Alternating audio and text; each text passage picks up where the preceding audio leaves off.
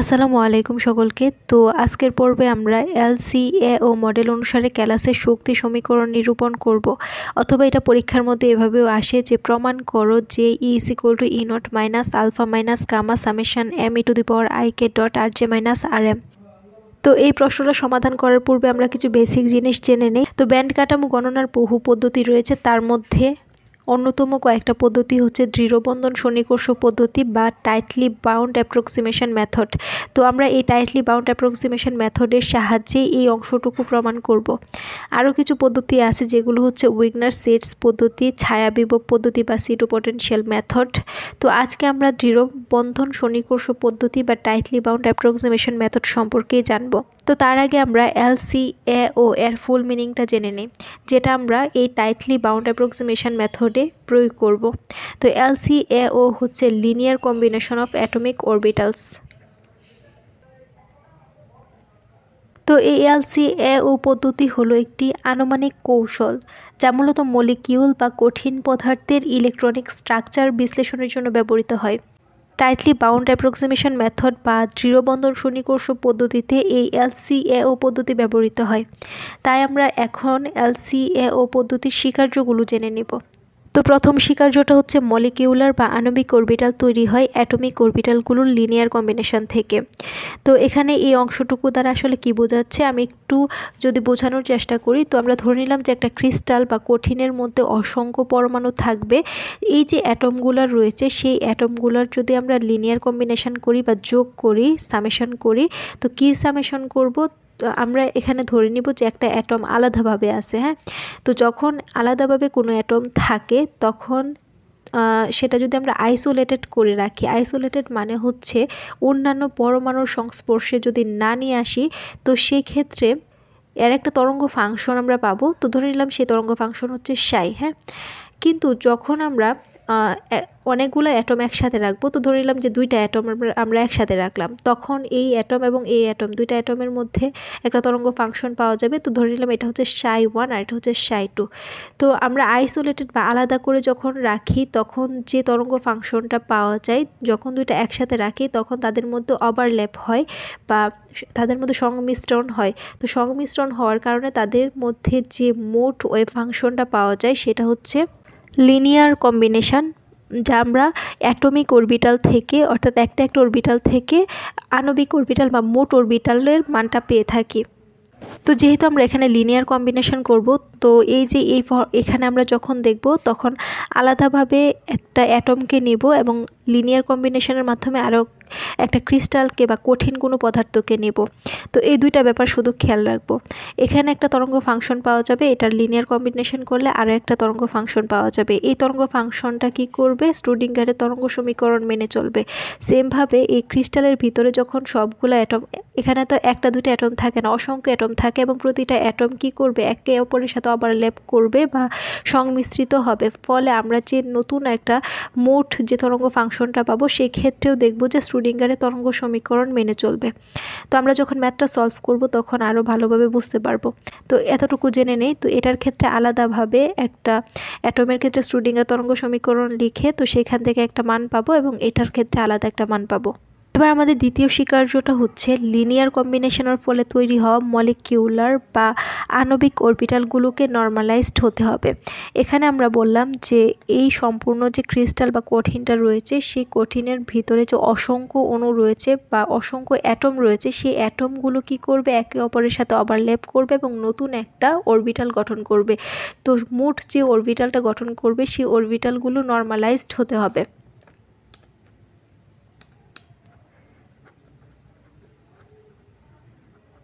তো আমরা যেহেতু দৃঢ়বন্ধন সন্নিকর্ষ পদ্ধতির মাধ্যমে এই অংশটুকু প্রমাণ করব, তো সেহেতু আমরা এখানে দৃঢ়বন্ধন সন্নিকর্ষ পদ্ধতির মধ্যে যা ধরে নেওয়া হয় সেটা আমরা একটু বিবেচনা করে নেব।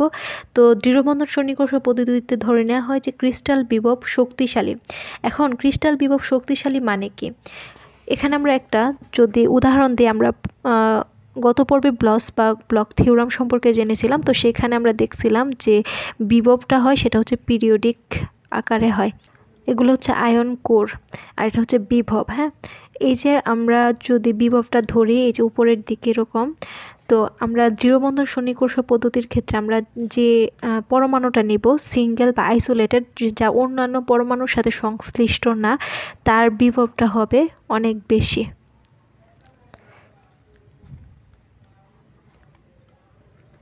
হ্যাঁ, এরকম।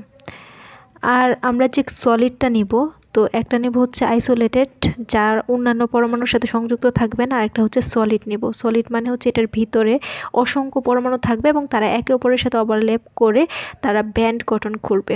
তো যে ব্যান্ডটা গঠন করবে তার ফলে যে বিভবটা হবে সেটা হচ্ছে কম থাকবে, ওই পরমাণু সিঙ্গেল পরমাণুর থেকে কম থাকবে। আমরা সকলেই জানি যে বিভব শক্তি কি, যে ইলেকট্রন সবসময় পরমাণুর কেন্দ্রের দিকে আকর্ষিত হয়, কিন্তু যদি তুমি ইলেকট্রনকে এই পরমাণু হতে মুক্ত করতে চাও তাহলে শক্তি দিতে হবে। এই শক্তিকে মূলত বিভব শক্তি বলে। আমরা চিত্রটা যদি খেয়াল করি তাহলে দেখব যে এখানে যে বাঁকা অংশটুকু রয়েছে এই অংশটুকু হচ্ছে অনেক গভীর। তো ইলেকট্রন যদি এখানে থাকে তো সেই ইলেকট্রনটি এটাকে একটা কূপ হিসেবে বিবেচনা করতে পারি বা পটেনশিয়াল ওয়েল হিসেবে ধরতে পারি। তো এই অংশটুকু যে একক পরমাণু আমরা ধরে নিয়েছিলাম না, যেটা হচ্ছে কোনো অন্যান্য পরমাণুর সাথে সংযুক্ত না বা আইসোলেটেড অবস্থায় রয়েছে, সেই একক পরমাণুটা ক্ষেত্রে যে বিভবটা সেটা এখানে ধরা হয়েছে। তো এখানে ইলেকট্রন পটেনশিয়াল ওয়েলের ভেতরে বন্দী থাকে। এর মানে হচ্ছে ইলেকট্রন খুব শক্তভাবে পরমাণুর সাথে বাধা বা আটকে থাকে।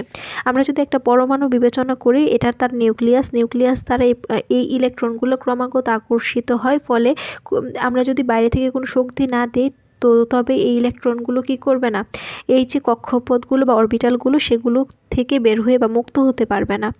তো আমরা যদি যথেষ্ট পরিমাণে শক্তি প্রদান করি তখন আমরা এই নিউক্লিয়াসের বন্ধন থেকে ইলেকট্রনগুলোকে মুক্ত করতে পারবো।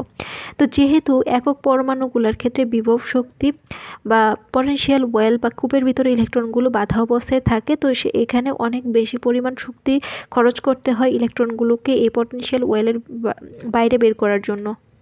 আবার লক্ষ্য করলে দেখব যে এই যে এটা হচ্ছে কি বললাম, যে পরমাণুর ক্ষেত্রে বা অ্যাটমের ক্ষেত্রে, একক সিঙ্গেল অ্যাটমের ক্ষেত্রে। আবার এই যে এই অংশটুকু এবং এই অংশটুকু, এইটার গভীরতা কিন্তু কম। এই যে এই পুরোটার গভীরতা অনেক বেশি, এটা হচ্ছে বিভব, উপরের দিকে বিভব। আর যেহেতু আমরা একক পরমাণুর ক্ষেত্রে যে বিভবটা সেটা হচ্ছে V0R ধরে নিব, তো আমরা দেখব, আর এটা শুধু V(R) ধরবো। তো এটা হচ্ছে সলিডের ক্ষেত্রে যে বিভবটা সেটা বিবেচনা করব। এটার ক্ষেত্রে কূপটা কি তেমন গভীর না, খুব কম গভীর, ফলে আমরা অল্প পরিমাণ শক্তি প্রদান করেই এখান থেকে বা এই পটেনশিয়াল ওয়েল থেকে ইলেকট্রনটাকে বের করে নিতে পারবো। তো এই চিত্রের মোট কথা কি? মোট কথা হচ্ছে একক পরমাণুর ক্ষেত্রে ইলেকট্রন শক্তভাবে আটকে থাকে কার সাথে? নিউক্লিয়াসের সাথে, এবং বেশি পরিমাণ শক্তি দিতে হয়। এই পটেনশিয়াল ওয়েলটা অনেক গভীরে থাকে, ইলেকট্রনটা এই পটেনশিয়াল ওয়েলের ভিতরে বন্দি অবস্থায় থাকে, যার ফলে আমরা এই যে পরমাণুটা রয়েছে সেই পরমাণু থেকে ইলেকট্রনগুলো মুক্ত করতে পারি না। আর অ্যাটম, আর আমরা ক্রিস্টালের কথা বিবেচনা করলে ক্রিস্টালের ভিতরে অসংখ্য অ্যাটম রয়েছে, সেই অ্যাটমগুলো একে অপরের সাথে ওভারল্যাপ করে ব্যান্ড তৈরি করে। তো সেই ক্ষেত্রে আমরা দেখব যে মুক্ত ইলেকট্রনগুলো খুব সহজে এই অ্যাটম থেকে বের হয়ে যেতে পারে। এই জন্য আমাদের খুব কম পরিমাণ শক্তি প্রদান করলেই হয়ে যায়। এবার আমরা লক্ষ্য করি আমাদের প্রশ্নের আনসারে। প্রথমে আমরা কি বলছিলাম, যে এখানে একক পরমাণু ধরবো, তারপর হচ্ছে সলিড বিবেচনা করব। তো প্রথমে মুক্ত পরমাণু, ওই যে একক পরমাণু বা সিঙ্গেল অ্যাটম, সেটা পরমাণুর মধ্যে একটি ইলেকট্রনের বিষয় বিবেচনা করব। তো ধরি নিউক্লিয়াস ও অন্যান্য যৌগিক ক্ষেত্রে ইলেকট্রনটির বিভব শক্তি হচ্ছে V0R। তো এখানে আমি কি বললাম, যে বিভব শক্তিটা ধরবো সেটা হচ্ছে এই পরমাণুর ক্ষেত্রে V0R ধরবো এবং কঠিনের ক্ষেত্রে V(R) ধরবো।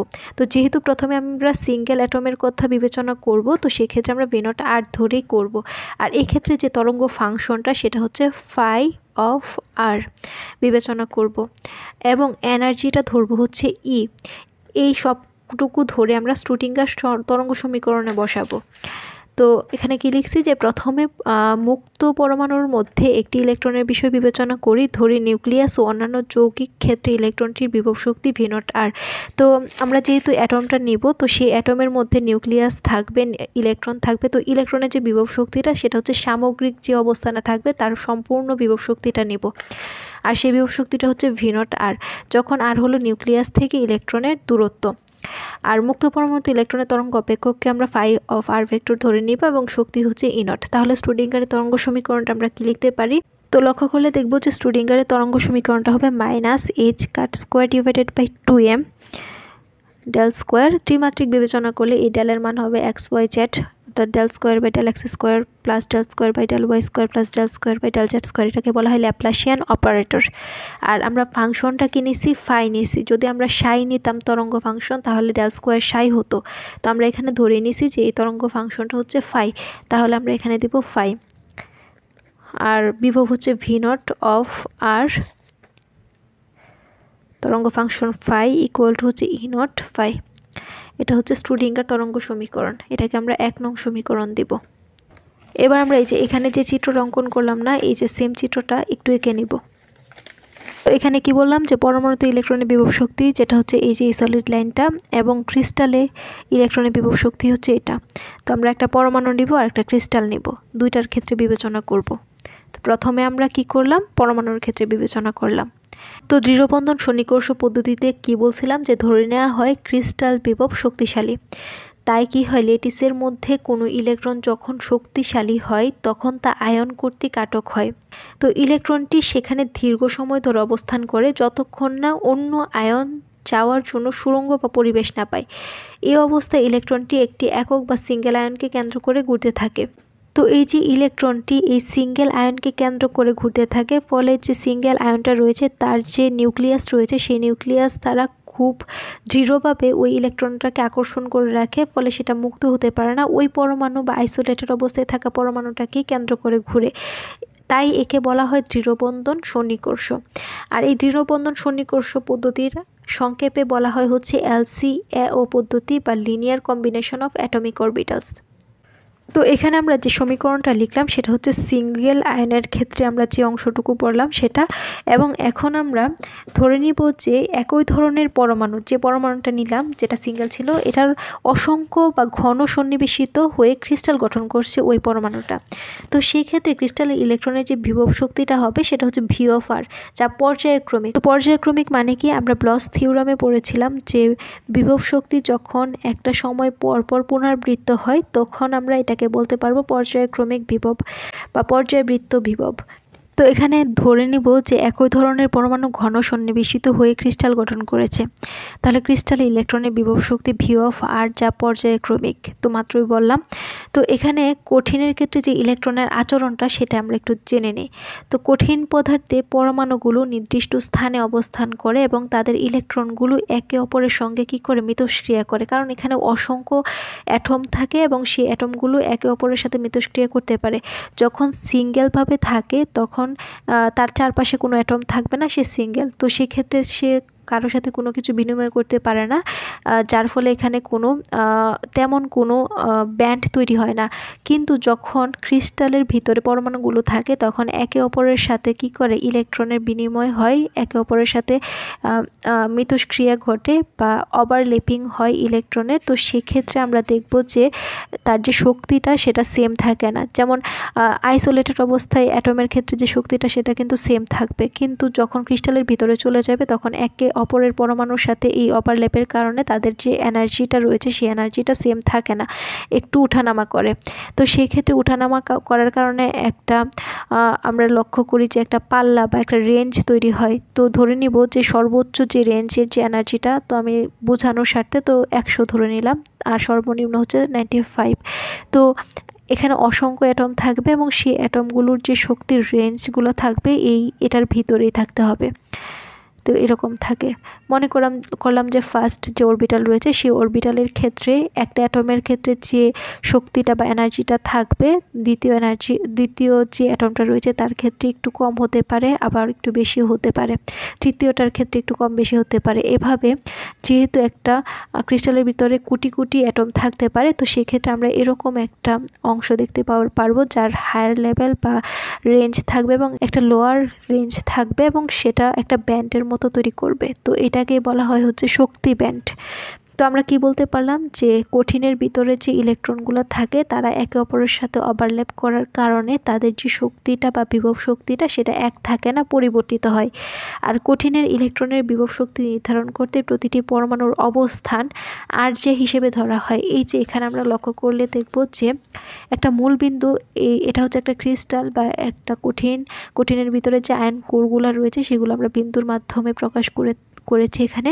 আর আমরা যখন খেয়াল খেয়াল করব তখন দেখব যে একটা মূলবিন্দু, একটা অ্যাটমকে মূলবিন্দু হিসেবে ধরে আরেকটা অ্যাটমের অবস্থান যদি আমরা বের করতে চাই, তাহলে এই যে এই অ্যাটমের অবস্থানটা যদি ধরি সেটা হচ্ছে আর জে। আর ইলেকট্রনের এই মূলবিন্দু থেকে যে ইলেকট্রনের দূরত্ব সেটা হচ্ছে আর।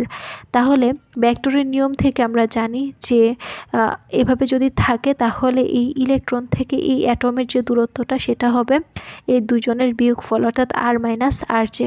আমি যদি এই অংশটুকু আবার বলি তাহলে কি বলবো, একটা অ্যাটমকে মূলবিন্দু ধরবো, এই মূলবিন্দু থেকে আরেকটা অ্যাটমের দূরত্ব আমরা ধরে নেব সেটা হচ্ছে আর জে, এবং এই মূলবিন্দু থেকে যে ইলেকট্রনটা রয়েছে সেই ইলেকট্রনের দূরত্ব ধরে নেব আর।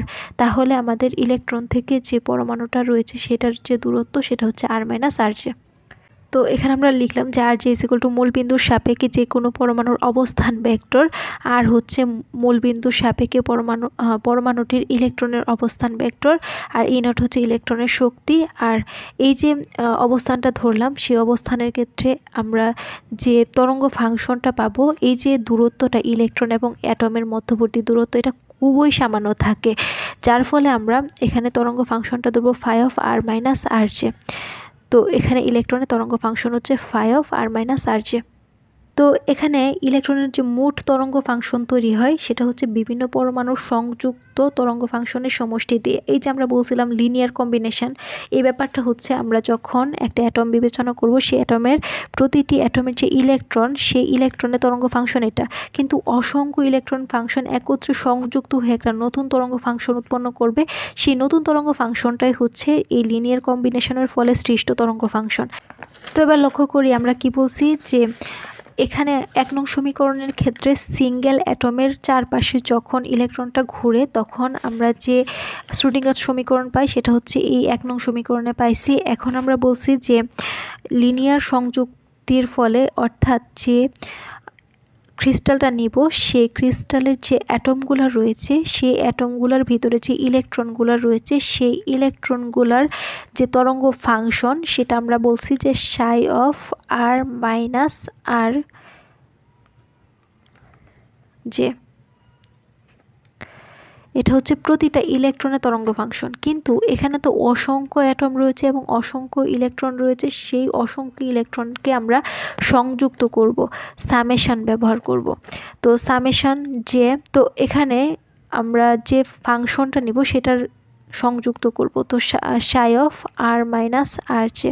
এখানে আমরা নতুন একটা টার্ম যুক্ত করব সেটা হচ্ছে সি জে অফ কে।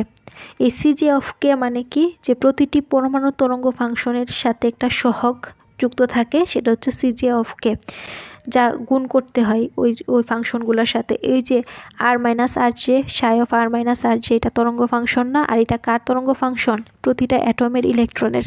আর এই প্রতিটা অ্যাটমের ইলেকট্রনের সাথে এই সিজে অফ কে গুণ করতে হয়, কারণ হচ্ছে এই সহগটা দ্বারা কি বোঝায়, এই সহগটা দ্বারা ইলেকট্রনের অবস্থা ব্যাখ্যা করে। এর মানে কি, এর মানে হচ্ছে ইলেকট্রনের শক্তি এখন আর একক পরমাণুর মতো স্থির থাকে না। আমি বলছি যে একক পরমাণু যখন বিবেচনা করি তখন সেই একক পরমাণুর যে এনার্জি লেভেলটা, সেই এনার্জি লেভেলটা যখন আমরা গ্রাফের মাধ্যমে আঁকি, তো সেক্ষেত্রে আমরা দেখব যে প্রতিটা এনার্জি লেভেল, মনে করি E1 E2 E3, হ্যাঁ, তো এই E1 E2 E3 মানে কি, শক্তি স্তর।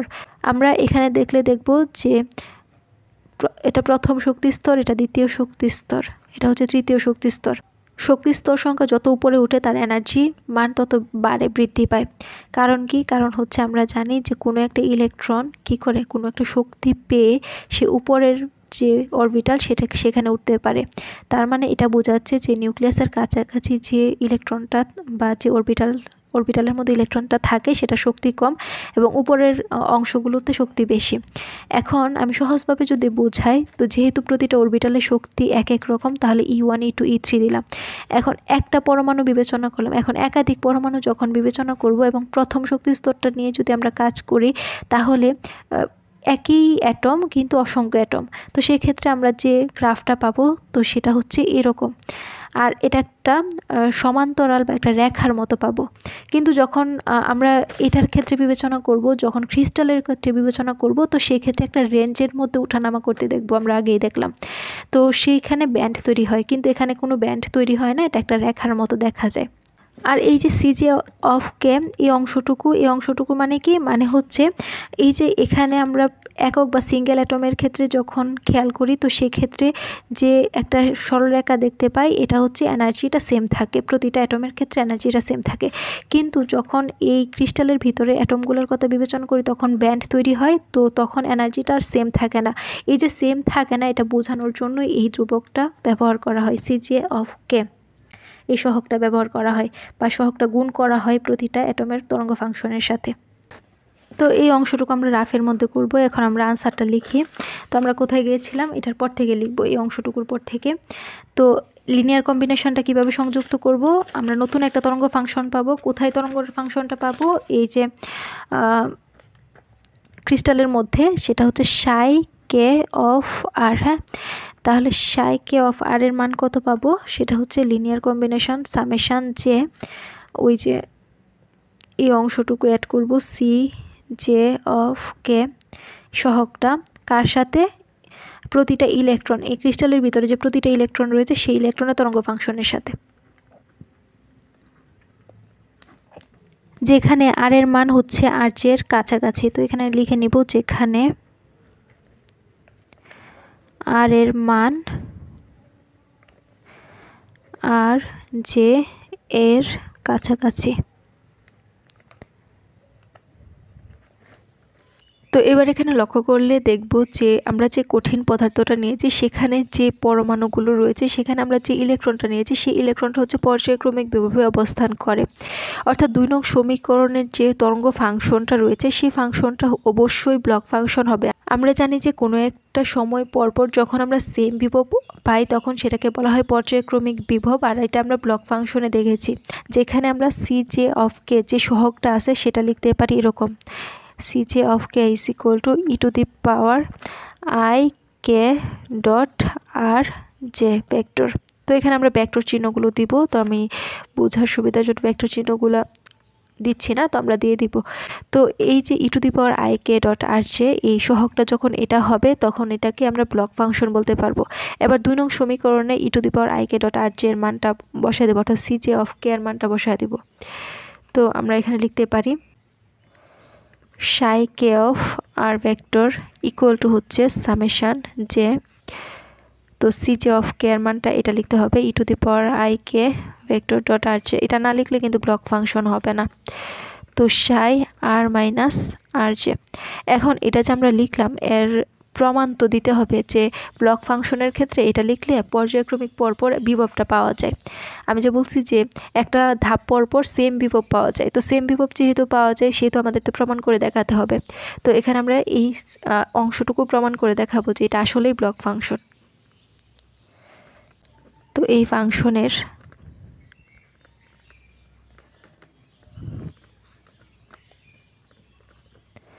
রয়েছে ব্লক ফাংশনের ধর্ম।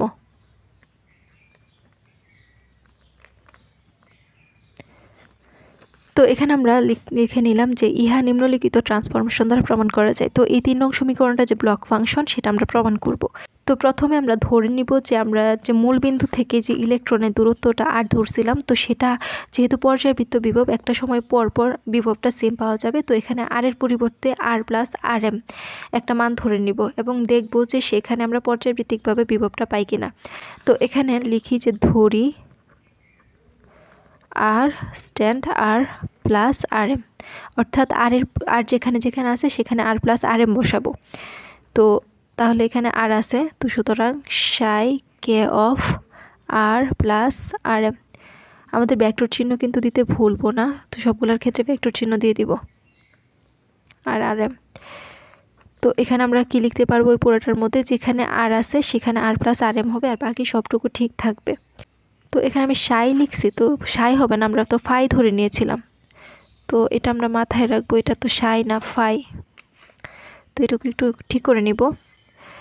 তারপর হচ্ছে এখানে মানগুলা বসাবো, সামেশান যে i K dot R j, i K dot R J phi. তো এই যে আর ভেক্টরের পরিবর্তে আমরা কি লিখবো, আর প্লাস আর এম। আর সাথে কি আছে আর জে মাইনাস আর জে। তারপরের কাজ কি? তারপরের কাজ হচ্ছে আমরা এখানে একটু সাজায় লিখব e⁻ik ভেক্টর আর জে ভেক্টর ফাই। তো এখানে এটাকে আমরা এভাবে লিখতে পারি না যে আর মাইনাস আর জে মাইনাস আর এম, এভাবে লেখা যায় না। তো আগের কথাই, কারণ হচ্ছে আরটা প্লাসের আছে আর এমটা প্লাসের আছে আর যেটা মাইনাসের আছে। তো এটা যদি আমরা ব্র্যাকেট উঠায় দিই তাহলে আর মাইনাস আর জে মাইনাসে মাইনাসে আবার প্লাস আর এম, আগের মানটাই থাকবে। তো এটা এইভাবে লিখতে পারি। তারপরের কাজ কি? তারপরের কাজ হচ্ছে আমরা এমনভাবে এই অংশটুকুকে সাজাবো যাতে করে এই উপরেও আমরা আর জে মাইনাস আর এম লিখতে পারি। তো আর জে মাইনাস আর এম লিখতে গেলে এখানে এক্সট্রা মাইনাস আর এম নিয়ে আসতে হবে। তো এক্সট্রা যেহেতু মাইনাস আর এম আনবো, তো এর সাথে সাথে প্লাস আর এম করে দিতে হবে যাতে করে একে অপরে কাটা যায়, আমরা আগের মানটাই পাই। তো e⁻ik ভেক্টর ডট, তো এই আর জের পরিবর্তে আমরা কি করব? আর জের পরিবর্তে লিখব আর জে মাইনাস আর এম।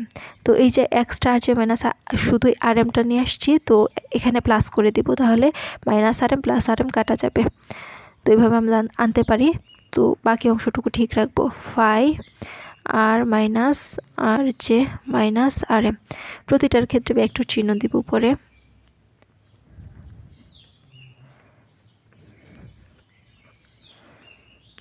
তো এবার লক্ষ্য করি আমরা সামেশান যে এই যে আইকে ডট এই অংশটুকুর সাথেও আছে, আবার আইকে ডট এই অংশটুকুর সাথেও আছে।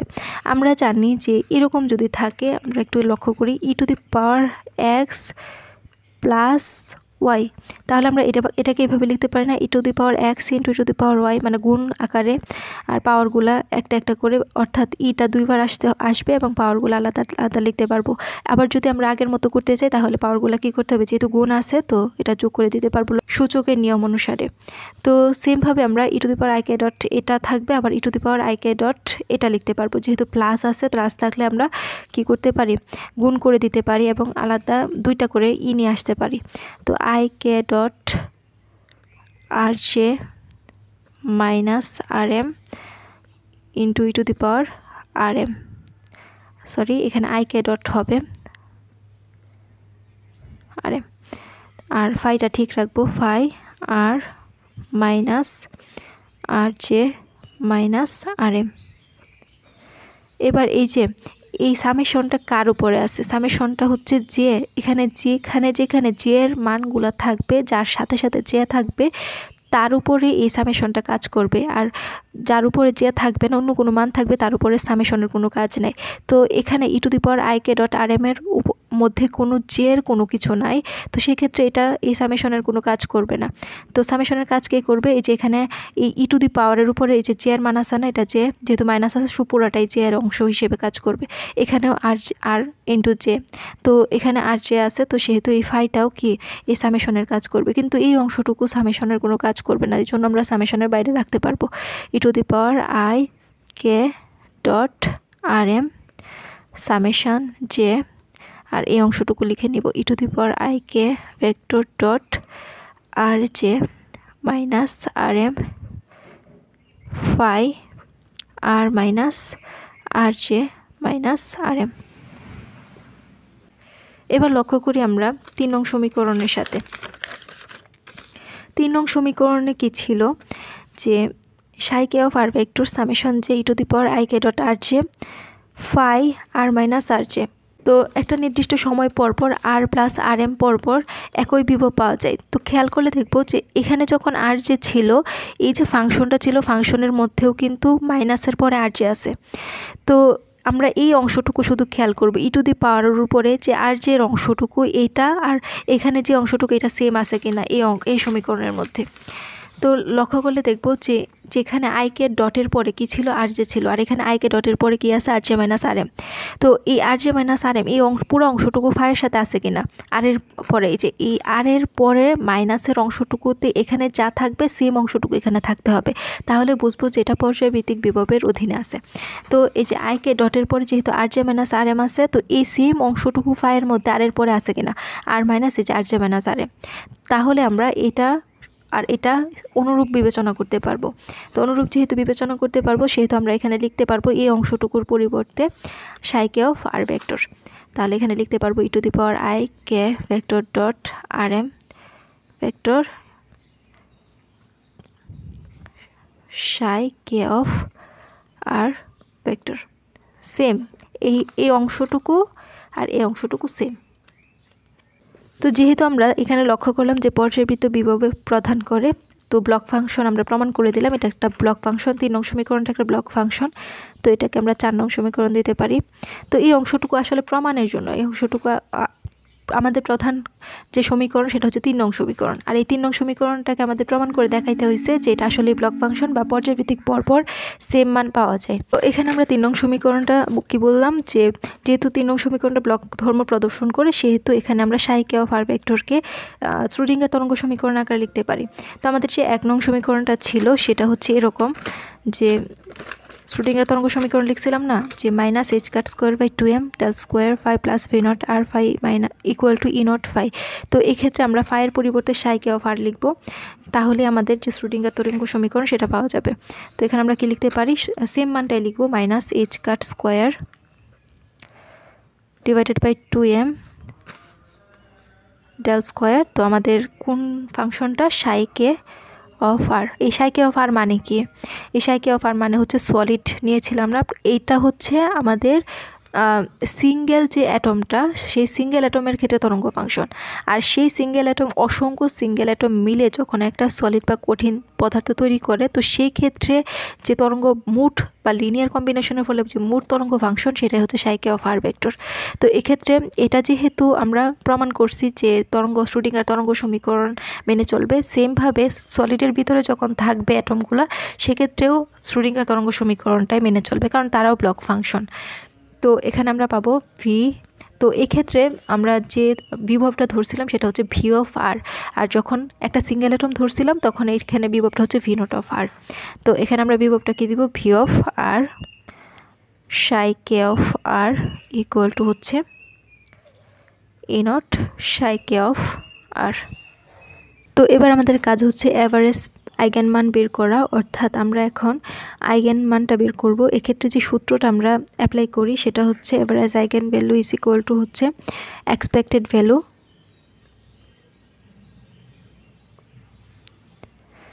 ডিভাইডেড বাই হচ্ছে টোটাল নাম্বার অফ অ্যাটম, মোট ইলেকট্রনের মোট অ্যাটমের সংখ্যা।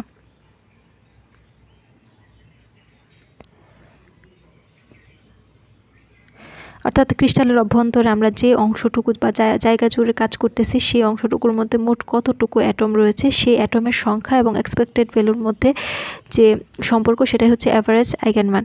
তো এটার যে সূত্র আমরা সকলেই জানি সেটা হচ্ছে আমরা এক্সপেক্টেড ভ্যালুর মানটা বের করতে পারি psi K complex conjugate Hamiltonian psi k d tau divided by total number of atom, এটা হচ্ছে আমাদের সাই কে কমপ্লেক্স কনজুগেট অর্থাৎ সাই স্টার সাই কে ডি টাউ। তো এই যে নিচের অংশটুকু লিখলাম সাই কে স্টার সাই কে ডি টাউ, এটা দ্বারা কি বোঝায়, এটা দ্বারা বোঝায় হচ্ছে মোট অ্যাটম বা টোটাল নাম্বার অফ অ্যাটম, যাকে আমরা এন দ্বারা প্রকাশ করি। তো এই অংশটুকু আমরা লিখব যে ক্রিস্টালের মধ্যকার যে ইলেকট্রনের শক্তি তার যে আইগেন মান সেটা হবে E is equal to minus psi K star h psi k d tau divided by psi K star Sai k d tau. এটা হচ্ছে এক্সপেক্টেড ভ্যালু আর এটা হচ্ছে টোটাল নাম্বার অফ অ্যাটম, এটা হচ্ছে অ্যাভারেজ মান।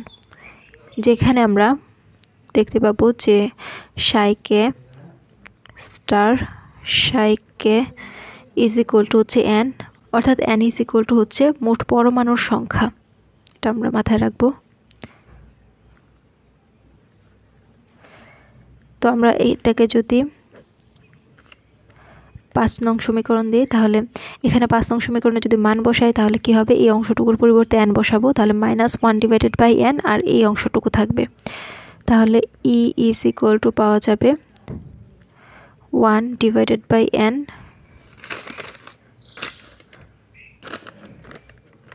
আর সাথে উপরের অংশটুকু থাকবে সাই কে star h psi k d tau.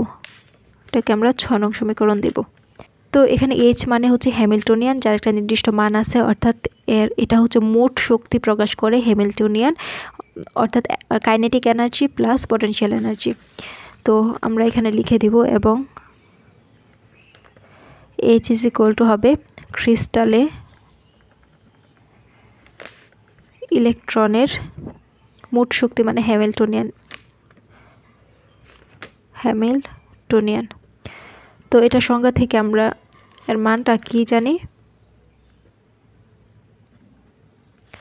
Kinetic এনার্জির যে অংশ সেটা হচ্ছে -h² divided by 2m del square, আর পটেনশিয়াল এনার্জির যে মানটা সেটা হচ্ছে v/r। তো এইটাই হচ্ছে মোট হ্যামিল্টনিয়ান। তো এখানে আমরা একটু রিঅ্যারেঞ্জ করব, h² divided by 2m del square, এই v/r হচ্ছে ক্রিস্টালের বিভব, অর্থাৎ মোট ক্রিস্টালের যে বিভবটা সেটা হচ্ছে v/r।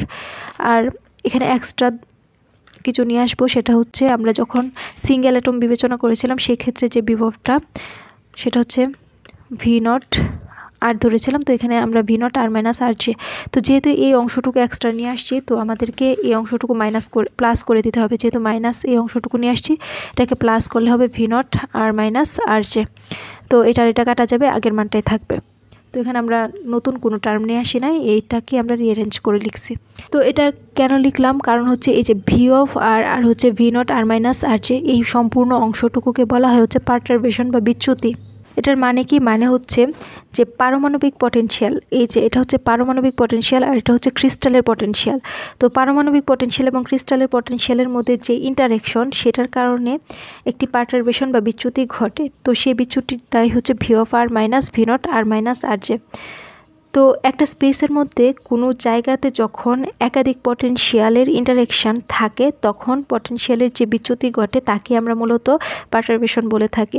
তো এখানে আমরা কি বলতে পারি যে একটা নতুন টার্ম আমরা এখানে যুক্ত করব, যে v/r minus v0 r minus R জেকে লিখতে পারি -h² divided by 2m del square plus v' minus R J. তো এই ভি প্রাইম মানে হচ্ছে এই যে এই পারটারবেশন বা বিচ্যুতিটা, প্লাস v0 r মাইনাস আর জে।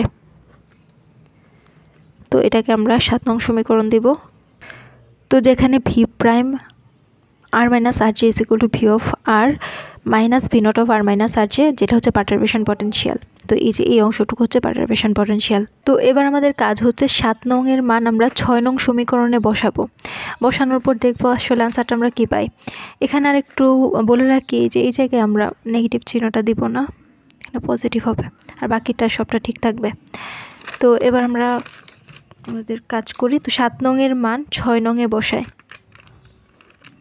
তো আমাদের 6 নংটা ছিল E is equal to 1 divided by n integration psi K star h psi k d tau. তো এইচ এর মান কত পাইছি, এখানে আমরা এই যে এইচ এর মান হচ্ছে -h² divided by 2m del square plus v' r minus R j plus v0 r minus R J. তো এই মানটা যদি আমরা বসাই তাহলে আমরা কি লিখতে পারি, E ইজ ইকুয়াল টু হবে 1 divided by n Sai K star, এখানে লিখলাম সাই কে স্টার। তো শুধু এইচ এর পরিবর্তে এই মানটা লিখে নিব। তো আমরা একটু থার্ড ব্র্যাকেট দিয়ে লিখি h² divided by 2m del square, এই অংশটুকু আগে লিখব, প্লাস v0 r মাইনাস আর জে। তো আমরা কি করব, একটু ভেঙে ভেঙে করব, কারণ হচ্ছে এই যে সাইকে স্টারটা এই যেহেতু এটার ভিতরে দুইটার ভিতরে এইচ এর মানটা আছে, তো আমি যদি এইচ এর মানটা আলাদা আলাদাভাবে লিখি মানে হচ্ছে -h² by 2m del square plus v0 r minus R j একসাথে লিখবো, আর আলাদা লিখবো v' r মাইনাস আর জে। তো সেই ক্ষেত্রে আমাদের সাইকে স্টার সাইকেটা কিন্তু দুইটার সাথেই বসবে। তো এখানে আমি প্রথমে অর্ধেকটা ভেঙে ভেঙে লিখলাম, অর্ধেকটা লেখার পর এখানে আমরা সাইকে দিতে পারবো ডিটাও।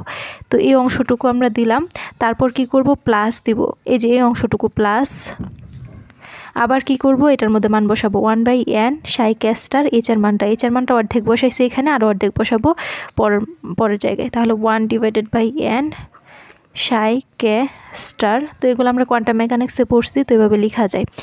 তো সাই কে স্টার, তো অবশিষ্ট অংশটুকু কোনটা, v' r মাইনাস আর জে, এই যে এই অংশটুকু, এটা হচ্ছে পারটারবেশন বা বিচ্যুতি। তারপর হচ্ছে সাই কে ডি টাউ। এখানে আমরা একটু লক্ষ্য করি, এই যে আমরা মানটা লিখলাম যে E = 1 divided by n integration psi K star minus h cut square by 2m del square plus V naught R minus আর যে সাই কে ডি টাউ। এটার মানে কি? আমরা 1 নং সমীকরণটা লক্ষ্য করি একটু। তো 1 নং সমীকরণ লক্ষ্য করলে দেখা যায় যে minus h cut square by 2m del square phi. তো এই যে বিভবটা ভি নট ছিল না, তো এখন আমরা যে মানটা বের করছি সেটা হচ্ছে আর মাইনাস আর যে অবস্থানের জন্য। তো সেই ক্ষেত্রে আমাদের যে এই অংশটুকু অর্থাৎ যে এনার্জি বা কাইনেটিক এনার্জি এবং যে পটেনশিয়াল এনার্জি তাদের যোগফল হচ্ছে হ্যামিল্টনিয়ান এইচ। হ্যাঁ, তো এই হ্যামিল্টনিয়ান এইচটা আসলে কার সমান? এই যে আমরা অ্যাটমের জন্য যে এনার্জিটা ধরেছিলাম ই নট তার সমান। তো এই অ্যাটমের এনার্জি হচ্ছে ই নট। তো আমরা এখানে খেয়াল করলে দেখব যে 1/n psi K star minus h cut square by 2m del square plus V naught R minus আর যে সাই কে ডি টাউ। তো এই যে ভিতরের এই অংশটুকু আসলে হ্যামিল্টনিয়ানের অংশ, এইচের অংশ, এটা হচ্ছে কাইনেটিক এনার্জির অংশ আর এটা হচ্ছে পটেনশিয়াল এনার্জির অংশ। তো এই অংশটুকু দ্বারা কি বোঝাবে? এই অংশটুকু দ্বারা বোঝাবে আমরা এখান থেকে পাবো হচ্ছে এভারেজ কাইনেটিক এনার্জি ই অ্যাটমিক পটেনশিয়ালের জন্য। তো এখানে আমরা দুইটা অংশ দেখতে পাই, একটা হচ্ছে এক্সপেক্টেড ভ্যালু, এই যে সাই কে স্টার এবং সাই কের ভিতরে যে অংশটুকু থাকে যদি আমরা এভাবে ইন্টিগ্রেশন আকারে লিখি তাহলে এটাকে বলা হয় এক্সপেক্টেড ভ্যালু। তো এক্সপেক্টেড ভ্যালুর সাথে যদি আমরা মোট যে পরমাণুর সংখ্যাটা সেটা ভাগ করি বা ডিভাইড করি, তো সেক্ষেত্রে আমরা এনার্জি পাই ই নটের মান পাই। তাহলে এই অংশটুকুর পরিবর্তে আমরা লিখতে পারবো ই নট। তো এখানে আমরা লিখি যে E = ই নট। তো এই ই নট হচ্ছে অ্যাটমিক পটেনশিয়ালের জন্য এনার্জি আইগেন ভ্যালু। তো তারপর অবশিষ্ট থাকলো কি প্লাস এই যে 1 ডিভাইডেড বাই n, এই যে এই মানটা আমরা এখানে লিখে দিব 1 divided by n Sai K star v prime r minus আর যে সাই কে ডি টাউ। তো আমি বোঝানোর স্বার্থে আমি এই পেজে লাস্ট সমীকরণটা লিখে নিলাম যে E = E naught plus 1 divided by n integration psi K star v prime r minus আর যে সাই কে ডি টাউ। তো এই অংশটুকু দ্বারা আসলে কি বোঝায়, আমরা এখান থেকে কি বুঝতে পারি? এখান থেকে আমরা যে টোটাল ইফেক্টটা কাউন্ট করছি ক্রিস্টাল পটেনশিয়াল এবং অ্যাটমিক পটেনশিয়াল, তখন এখানে একটা পারটারবেশন হচ্ছে বা বিচ্যুতি হচ্ছে। তো এই পারটারবেশনের একটা টার্ম এখানে আমরা যোগ করতেছি, সেটা হচ্ছে এই যে ই নটের সাথে 1/n সাই কে star v prime r minus আর যে সাই কে ডি টাউ। তো এই অংশটুকু হচ্ছে বিচ্যুতির ফলে আসছে, আর এই ই নট হচ্ছে অ্যাটমের জন্য অ্যাটমিক। আমরা প্রথমে কি করছিলাম যে একটা আইসোলেটেড বা এমন একটা অ্যাটম ধরছি যার সাথে অন্য কোনো পরমাণু সংযুক্তি নাই। আবার একটা ক্রিস্টাল ধরেছি, ক্রিস্টালের ভিতরে অসংখ্য পরমাণু আছে এবং তাদের মধ্যে ইন্টারাকশন হয়। তো এই অ্যাটমের ভিতরে যে ইন্টারাকশন হয় সেই ইন্টারাকশনের জন্য একটা বিচ্যুতি ঘটে। এই ক্ষেত্রে যে অ্যাটমটা রয়েছে সেটার ক্ষেত্রে কোনো বিচ্যুতি ঘটে না, কিন্তু যখন এই ক্রিস্টালের অভ্যন্তরে যায় তো সেক্ষেত্রে আমরা দেখব যে বিচ্যুতিটা ঘটে, যেটা আমরা এখানে প্রমাণ করে দেখালাম যে ই নটের সাথে আরেকটা এক্সট্রা মান আসে, সেটা হচ্ছে এটা বিচ্যুতির ফলে আসে। এবার আমরা একটা ব্যাপার লক্ষ্য করি, আমরা কোয়ান্টাম মেকানিক্সের নর্মালাইজেশনের কন্ডিশন, অভিলম্বিক হওয়ার শর্ত এগুলো পড়ছি।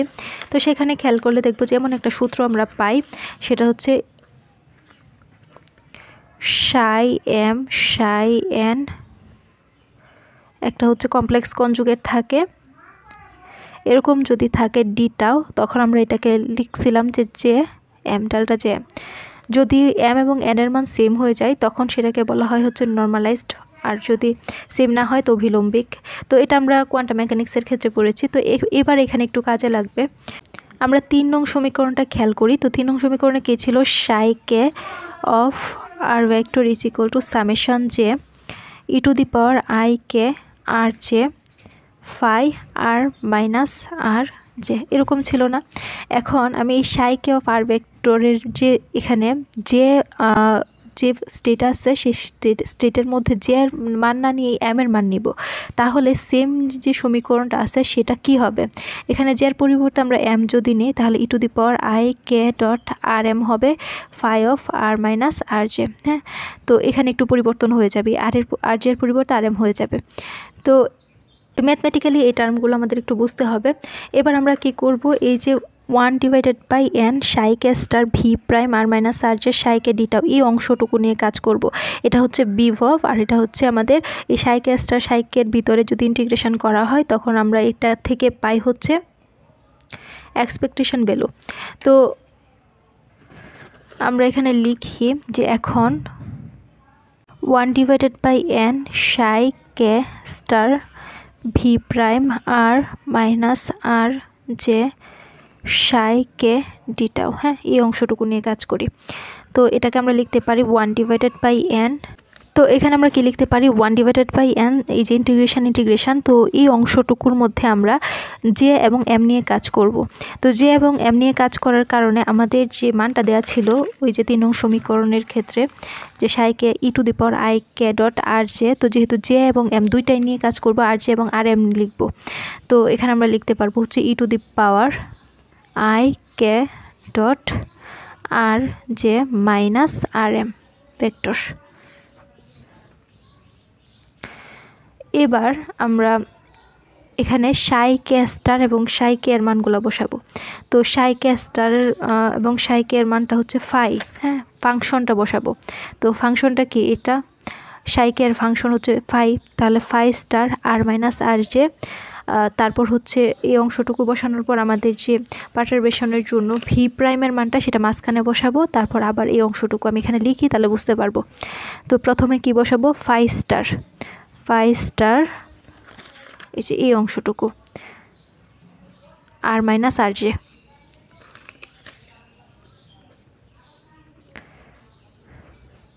তারপর বসাবো হচ্ছে এই যে এটা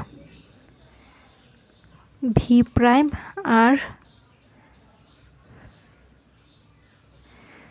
vector minus R J,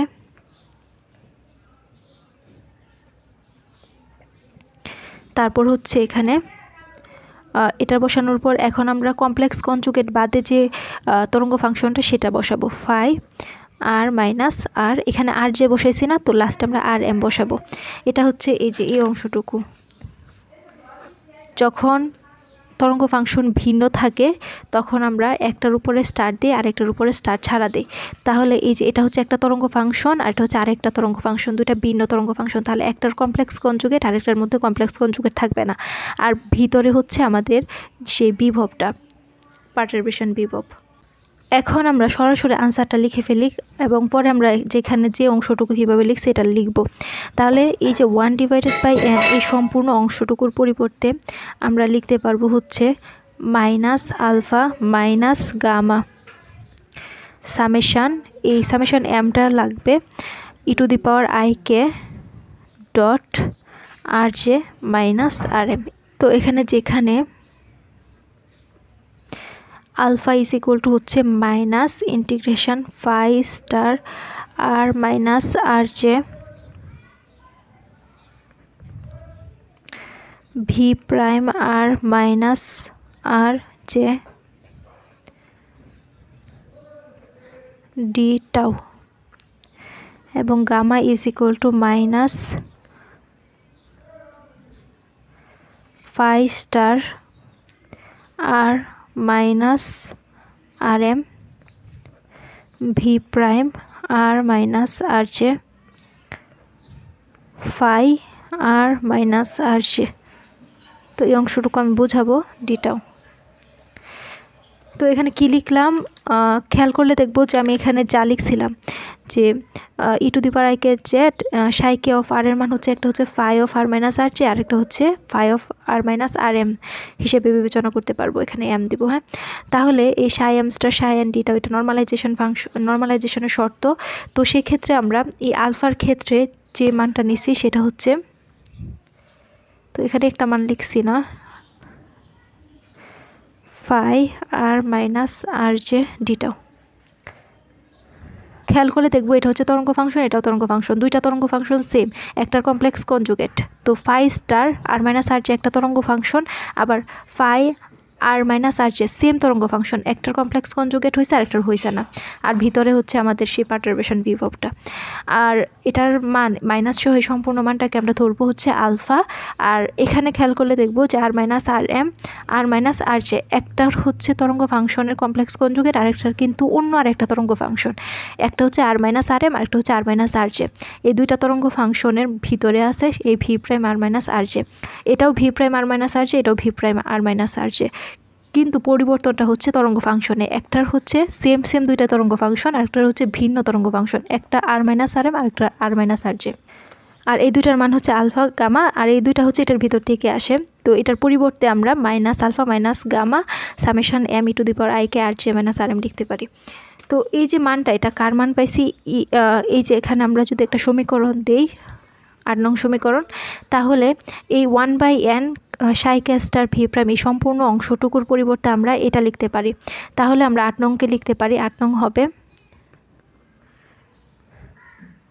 E is equal to E naught, আর এই অংশটুকুর পরিবর্তে হচ্ছে minus alpha minus gamma into summation E to the power I K R J minus R M.